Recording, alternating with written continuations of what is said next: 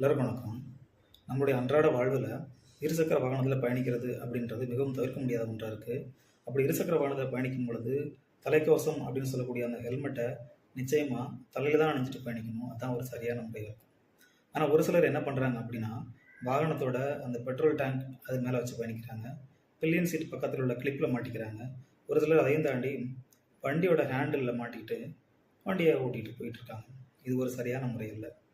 இருசக்கர வாகனத்தில் செல்லும் பொழுது தலைக்கவசம் அணிவது கட்டாயமாக்கப்பட்டிருக்கு. அரசு விதிமுறைகளும் இதை தெளிவாக சொல்லிட்டு இருக்கு.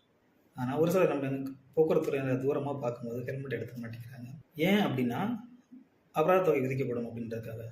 1000 ரூபாய் அபராத தொகை மேலே உள்ள பயம் விலைமதிப்பற்ற உங்கள் உயிர் மீது இல்லை அப்படின்னு நினைக்கும் பொழுது மிகவும் வருத்தமாக இருக்குது.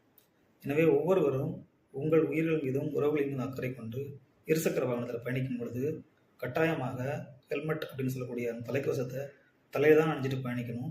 அதுதான் ஒரு சரியான முறையாக இருக்கும். எல்லாருமே இருசக்கர வாகனத்தை பயணிக்கும் பொழுது தலைக்கவசத்தை கட்டாயமாக தலையில் தான் அணிஞ்சிட்டு பயணிக்கணும்னு கேட்டுக்கிறேன். உயிரிழப்பு எல்லாருமே தவிர்க்கணும்.